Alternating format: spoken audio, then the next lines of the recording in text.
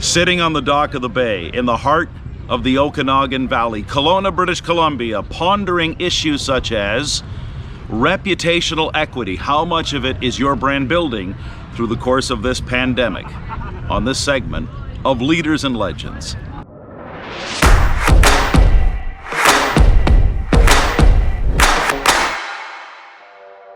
What a magnificent opportunity it's been this week.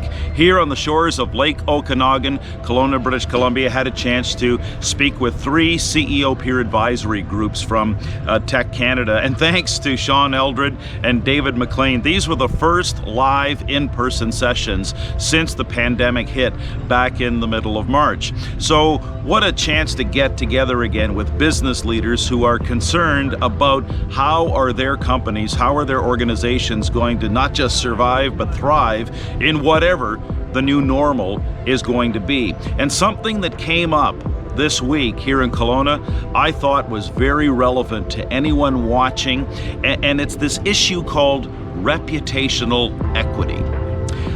How much value do you really place on the reputation of your brand? Anyone can answer this question.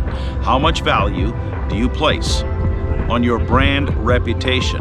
So however you respond, scale of 1 to 10, well then where's the digital proof? Where's the digital footprint, the evidence that you truly do have a deep-seated conviction that reputation means everything? See, what's happening, more and more people are shopping online. They're making buying decisions online. It's great that we're back out here in person and doing live events, but the fact remains a lot of business, especially B2B business, is being transacted online. No buyer, no shopper ever calls you back and announces, hey, I went with one of your competitors because of what I saw, whether it was on their website or a blog post or a video. You see, no one will ever tell you exactly what's going on, which means this issue of reputational equity, it's a perfect opportunity for you to do an assessment, an audit, if you will, of your brand in terms of its digital footprint.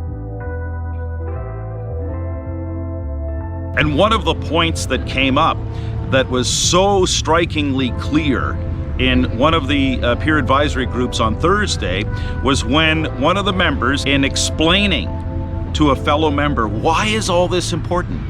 Why? Attention is the new currency.